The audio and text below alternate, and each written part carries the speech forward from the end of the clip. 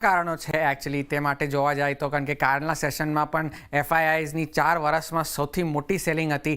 15,000 કરોડની જે એ લોકોએ સેલિંગ કરી હતી, તેમાં તે 4 વર્ષની સૌથી મોટી સેલિંગ હતી એક જ સેશનમાં. પણ હવે તેમ જોવા જાઓ તો એક સ્પેસિફિક બકેટ ઓફ સ્ટોક્સમાં જ એ લોકોએ સિલેક્ટ સ્ટોક્સમાં સેલિંગ કરી છે. લાર્જ કેપ જે સ્ટોક્સ છે, રિલાયન્સ ઇન્ડસ્ટ્રીઝ છે, HDFC બેંક છે, ICICI છે, એક્સિસ બેંક અને ટાટા મોટર્સ છે, આ સ્ટોક્સમાં સેલિંગ જોવા મળી છે, ખાસ કરીને ડિલિવરી માટે. કાલના સેશનમાં તમે જેમ જોવો તો ને એવું પહેલી વાર નથી થયું કે એફઆઈઆઈઝની એવી મોટી ક્વોન્ટિટીમાં આ વર્ષે સેલિંગ થઈ છે.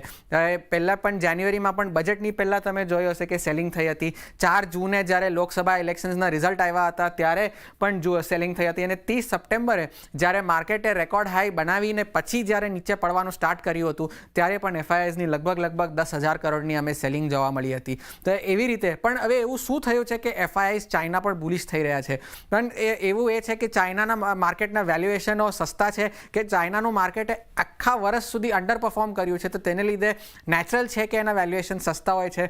ને ઇકોનોમી માટે ત્યાં ઘણું મોટું રાહત પેકેજ આપ્યું છે, રિયલ એસ્ટેટમાં એક મોટી પુશ આપી છે, ને પણ એ લોકોએ ઇન્ટરેસ્ટ રેટ્સ કટ કરીને એ લોકોએ જે ઋણ છે તે સસ્તું કર્યું છે. તો તે આ બધી રીતે તેને એફઆઈઆઈઝના પૈસા ઇન્ડિયામાંથી બહાર નીકળીને ચાઇનામાં જઈ રહ્યા છે, એવા ઘણા બધા એક્સપર્ટ્સે પણ કહ્યું છે.